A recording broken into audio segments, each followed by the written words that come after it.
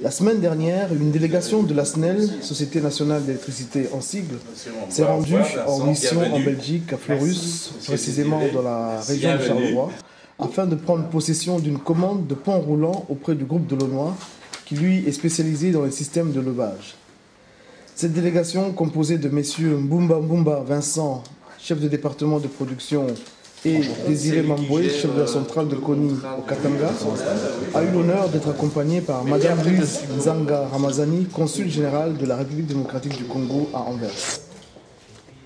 Mais à combien est évalué ce contrat? C'est un contrat qui voisine le million d'euros et il y a un second contrat qu'on vient d'avoir, comme je vous ai dit la semaine passée, pour Ouagadougou, qui voisine pour le même montant. Madame la consul, Monsieur Delonois, les représentants d'African Rice, Mesdames, Messieurs les journalistes, c'est un immense plaisir que de recevoir une délégation en ce jour, puisque quand c'est pour des bonnes nouvelles comme celle-ci, la ville de Charleroi est toujours enclin à venir à une conférence de presse et à vous accueillir. Vous connaissez la ville de Charleroi et sa périphérie, puisque Charleroi c'est 200 000 habitants, Fleurus ne fait pas partie de l'entité même de Charleroi, mais on a l'habitude de regarder plus loin que le bout de son nez, puisque ça tient fort à cœur aux hommes politiques, notamment à notre ministre, M. Furlan. On parle maintenant de bassin de vie, de bassin de ville, donc une ville doit rayonner aussi autour de sa périphérie. Les villes autour, tout est lié, on communique beaucoup avec nos voisins, donc c'est pour ça que je trouvais intéressant, en tout cas, que des bonnes nouvelles, même si c'est à Fleurus, que vous avez votre siège, il y a des répercussions inévitables quand c'est des mauvaises nouvelles, comme ce qui nous arrive pour l'instant avec Caterpillar. Ça a des répercussions bien au-delà du centre d'une ville et de sa périphérie. Et quand c'est des bonnes nouvelles, comme aujourd'hui, avec une commande en point de mire, si ce n'est déjà réalisé, juste pour signer. On a une seconde commande. Une seconde commande. Et une troisième commande. Une troisième commande, ça a forcément aussi des répercussions bien au-delà simplement d'une entité et d'une commune. Ça a des répercussions pour toute la ville, pour toute sa région.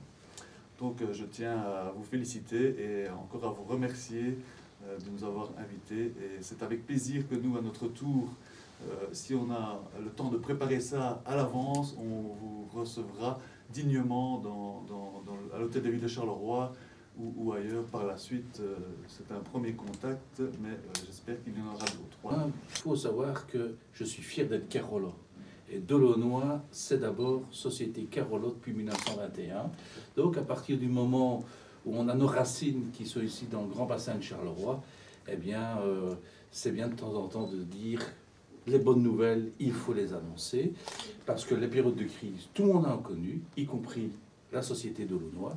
Et comme on ne vit pas avec le passé, mais qu'on vit avec le présent et le futur, je crois, et comme Caterpillar, qui a vécu ces crises, et qu'aujourd'hui il revient à nouveau une crise importante, et moi j'ai envie de dire, ben oui, c'était vite, rapide d'organiser tout cela, mais sincèrement, c'est parce que recevoir la Société nationale d'électricité, qui depuis 2010 nous discutons et aboutit à cette commande l'année passée, qu'aujourd'hui le directeur de la centrale vient avec son DG pour réceptionner le matériel et qui nous fait dire que voilà, je viens avec un second bon de commande, donc ça nous donne encore du boulot jusqu'à fin de l'année.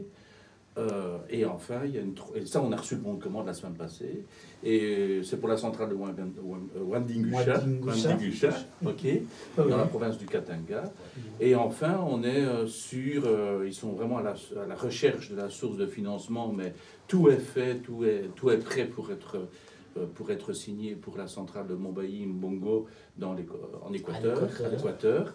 Ben, moi je dis, ben voilà, on a un contrat d'avenir avec la Société nationale d'électricité de la RDC qui nous dit aujourd'hui, ce n'est pas simplement une commande pour Delonois, c'est un contrat d'avenir pour la SNEL et pour Delonois, parce qu'on veut apporter notre savoir-faire à cette société pour pouvoir travailler avec eux, parce que c'est bien d'amener nos hommes, mais si on peut amener en plus une formation en interne à la Société nationale d'électricité dans notre secteur pour pouvoir ne plus revivre ce qu'ils ont vécu avec l'outil qui s'est dégradé, eh bien, je crois qu'eux, ils vont nous reconnaître comme société telle, spécialiste dans le domaine du pont roulant, et nous confier d'autres contrats, parce que je viens d'entendre dire qu'il y a 52 centrales à faire la même chose, la réhabilitation. Et on en est simplement à la première. Alors, il faut savoir que je ne sais pas faire tout, hein, ok. Il faut savoir qu'Alstom est dedans, il y a Andritz qui est dedans, donc il y a d'autres sociétés qui participent, mais ça, je laisserai le soin à la SNEL d'expliquer ou de répondre à des questions. Mais il faut savoir que dans ce projet-là, Delonois, c'est une petite partie, hein, mais c'est vrai que cette partie-là, elle est extrêmement importante pour les autres opérateurs qui doivent venir avec leur outil et le mettre en fonctionnement, pour qu'en fin de compte, et c'est pour ça, Madame le Consul, je suis très content et très honoré que vous soyez présent, et donc rien que pour ça, je suis content de faire cette invitation-là, parce que c'est dans un contexte bien précis. C'est pas simplement dire, voilà, il y a du boulot, mais en plus de ça, j'invite toutes les sociétés Carolo à visiter la RDC, à venir rencontrer les gens de la SNEL, puis c'est dire, donnons de la vie, donnons du courant, ok, à tout le monde qui en a besoin. La République démocratique du Congo a besoin de développer son équation économique. Absolument. Il faut que ça décolle. Et nous savons tous que pour faire décoller l'économie, on a besoin de l'énergie. Pour mémoire, certainement vous le savez sans doute, si nous prenons le bassin du Congo, nous avons une potentialité plus ou moins recensée jusqu'à ce jour de l'ordre de 100 000 mégawatts, pour lesquels, en fait, à la journée d'aujourd'hui, nous sommes encore autour de 3-4% en fait d'implantés. C'est pour vous dire que le chantier est énorme. Il y a des besoins internes. Il y a aussi des besoins externes. Parce que non pas seulement la RDC a besoin de l'énergie, mais même l'extérieur, les pays, si vous voulez quoi, voisins, ont aussi besoin de l'énergie propre, renouvelable, qui proviendrait de la RDC.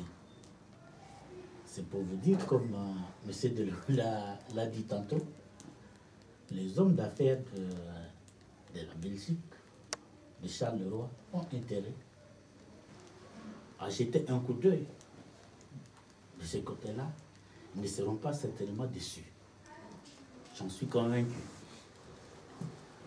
Si nous revenons dans le cadre de notre mission ici, le pont roulant étant déjà construit, c'est vraiment un pas. Et on a déjà placé, si vous voulez, que la deuxième commande, c'est comme il l'a dit, la troisième commande est certainement en route, et pourquoi pas la énième commande. Mais à quoi servent ces engins-là? C'est peut-être ça la préoccupation.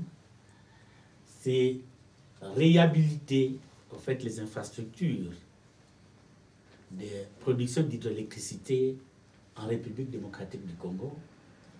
Et comme on l'a dit, où nous avons 52 centrales implantées, dont une dizaine aujourd'hui demandent à ce qu'elles soient réhabilitées. Et pour réhabiliter une centrale, c'est comme un moteur d'une voiture. Quand vous avez assez roulé, à un certain moment, il faut s'arrêter, faire la révision du moteur. C'est en fait ça, la réhabilitation. Pour faire cette réhabilitation, il faut s'assurer que le moyen pour extraire certaines pièces, les transporter, c'est ça que nous appelons manutention en termes, et le stocker, il faut avoir des engins qui rassurent la sécurité, si vous voulez, quoi, des manœuvres. Or, la plupart de nos centrales, je prends le cas de Mwadingusha, qui a été implanté dans les années 1920, connu dans les années 50. Vous comprenez bien. Et les engins d'élevage qui sont dans ces entités ont fait leur temps. C'est ainsi que la Société nationale d'électricité a été à la recherche des entreprises, si vous voulez, compétentes pour pouvoir travailler en partenariat avec ces entreprises et procéder, si vous voulez, à la réhabilitation, pourquoi pas à la rénovation de ces engins de levage. Et Dieu merci, nous avons trouvé une piste de solution. Et la réhabilitation, comme je disais, c'est quoi? Pour vous fixer une idée, ça demande quoi? Il faut monter complètement la machine. Or, certaines de ces machines, vous avez des pièces qui vous pèsent au-delà même des centaines de tonnes. Nous avons trouvé une piste de solution. Delonois nous a aidés. Nous travaillons, si vous voulez, en partenariat. Et il y a déjà le premier lot qui est fait. Nous sommes venus réceptionner et nous sommes, je dois le reconnaître, satisfaits. Satisfaits de travail abattu par Delonois. Et aujourd'hui, nous sommes à la réalisation, à la concrétisation de notre rêve, pratiquement de notre demande, à travers M.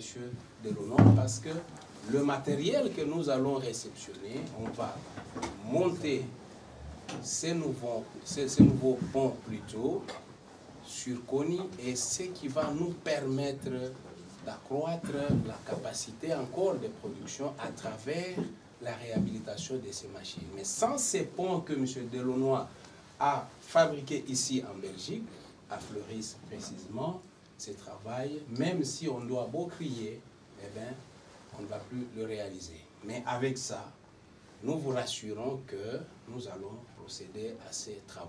Là, nous ne pouvons que dire merci à toute l'hiérarchie parce qu'elle nous a compris que les soucis étaient celui de réhabiliter aujourd'hui, mais c'est à travers M. Delonois que nous allons arriver à faire ces grands travaux de réhabilitation. Et aujourd'hui, nous avons réceptionné ces matériels, nous avons vérifié la conformité et là, nous avons été satisfaits et nous vous disons merci beaucoup. C'est pas M. Jacques Delonois, parce que je n'ai pas envie d'être surhumain. C'est le groupe, c'est un groupe de personnes. C'est M. Didier Saintenoy qui est là, qui est allé faire l'expertise des ponts roulants. Et sans son travail, sans le travail de toute l'équipe du groupe Delonois, on n'aurait pas pu réaliser ce marché.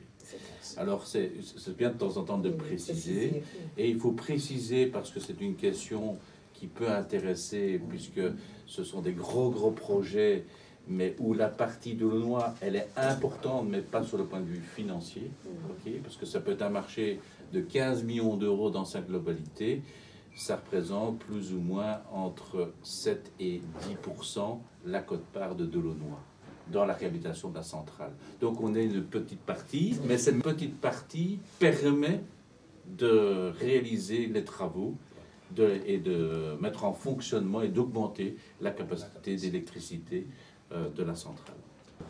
Combien de ponts avez-vous réalisé pour l'occasion? Alors, pour le projet ici, oui. D'abord, il faut savoir qu'on peut parler de volume de ponts roulants, mais ici, on est dans des ponts roulants de production. Parce que, comme on dit, un pont roulant, il peut démarrer en capacité 250 kg, ça va. Et on peut aller en capacité jusqu'à aujourd'hui, notre capacité de production, c'est 110 tonnes. Donc, les ponts roulants qu'on a réalisés et qui sont venus réceptionner, c'est un pont roulant de 80 tonnes. Un pont roulant de 40 tonnes et un pont roulant de 12 tonnes 5. C'est chaque fois du sur-mesure. C'est chaque fois du sur-mesure. Pour la centrale Ouane de Goucha, puisque le contrat est signé, le financement est accordé.